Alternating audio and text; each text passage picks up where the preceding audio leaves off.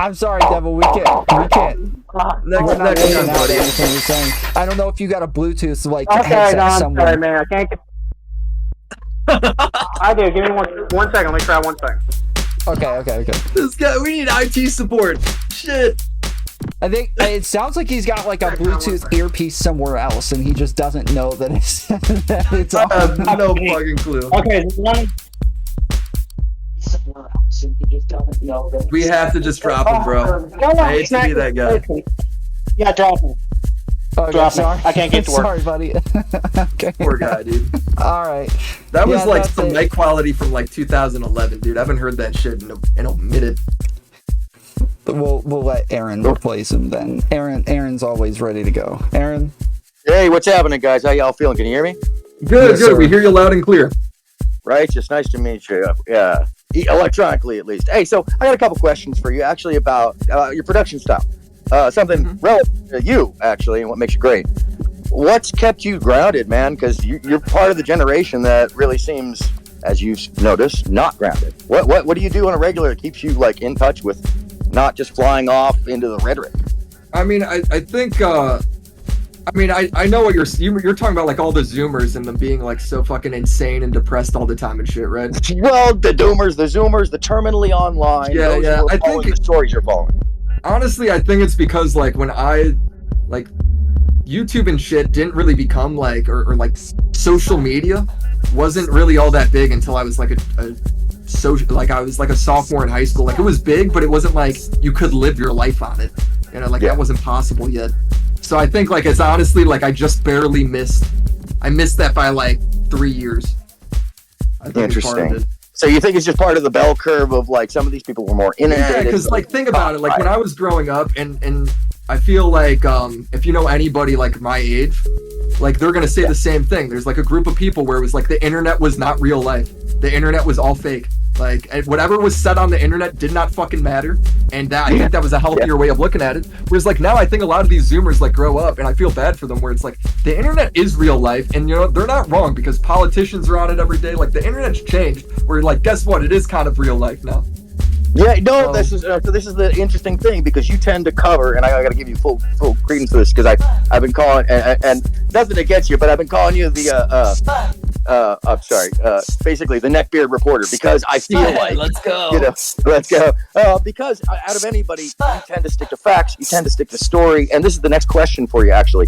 How did you find your pacing, man, and how long did it take you to get to that point where because both your editing style, your pacing, the way that you script. It's very much like you could just turn to TV tomorrow, to be frank, from my point of view. And oh, that's super nice of you. I mean, I think that's too nice of a compliment, honestly. I mean, I just make real, though. That's very real. I feel that way. I'd sell your show. Shit. I think like the main thing is like I just make videos where it's like if you make enough videos, you're gonna get good at it, right? If you do anything enough, you're gonna get good at it. And I think like when I went out, do you know who Angry Video Game Nerd is? Yeah, I do. He's enjoyable. When I started to do commentary, I was like, all right, what if I make videos, but the main point, instead of it being like necessarily like the commentary, it's like about making people laugh. Like here's commentary, like here's the Daily Show, essentially, I guess, but like about internet drama, and we'll just do like that in a really fun, snappy way. And I just kind of make videos I like, dude. You know? It's interesting that you mentioned the Daily Show because I mean, like, if you didn't have like something relevant to TV to refer to, I was going to ask you about that because I do sense that kind of timing where I know that there's a punchline coming and you bury them well until that moment that like hits home. Yeah, like I would say like if you want to get good at something, like a lot of people I think come into YouTube and they're like, I want to do something unique, I want to do something different, I want to stand out. Well, that's going to be like fucking hard because if you don't know how to make any videos and you have no skills, you're working up from like ground level zero on that, right? Whereas like I came in and I was like, well, who do I like? Let me just copy them. And then when you're done with the video, you look at their stuff and you look at yours and you go, why is theirs good and mine is still so shit? Well, that's an amazing way to get better. It's like copying is like okay.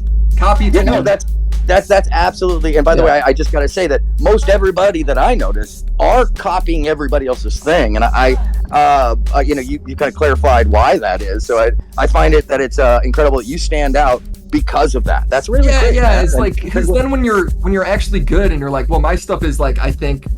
comparable to this guy that I was copying. Well, now when you want to go do your own thing and like branch off and be a little different, it's like, well, now you're already good, so that's easier to do. Sure. Yeah, there's some greater advice for people.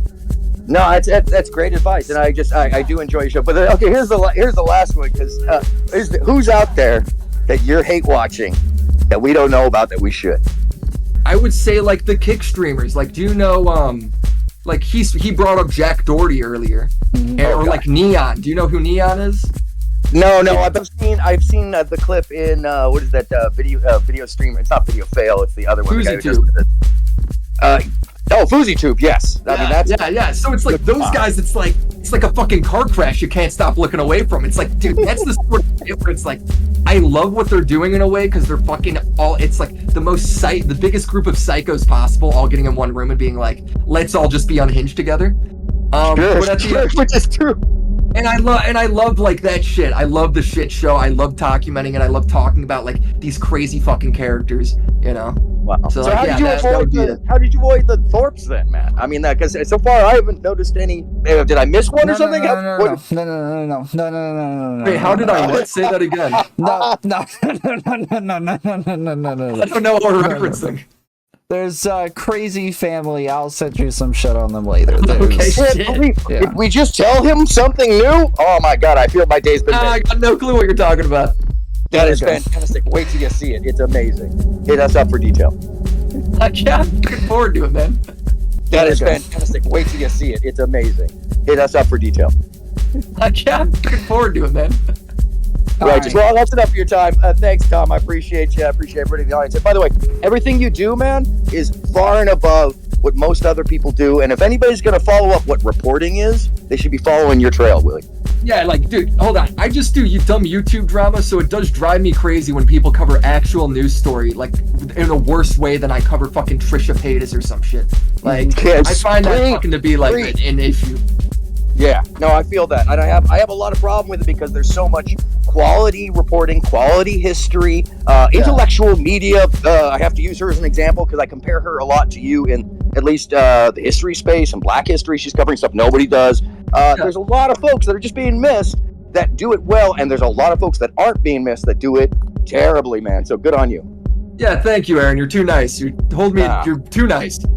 It's all good. Awesome, Glaze it up, brother. All right, have a great evening. All right, appreciate it.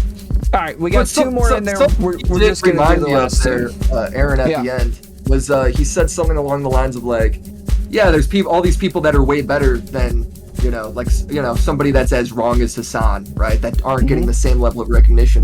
And I think that's because especially when it comes to politics, I think really with politics, people are going to listen to what they want to believe. Like, the reason Alex Jones is so popular isn't because he's right all the time. Part of it's because he's a fucking meme. But another part is he's got a hardcore fan base that does believe, like, the fluoride's turning the frogs gay and shit. Right? Like, people are going to listen to what they want to believe. Yeah, I think that's telling them back what they already believe.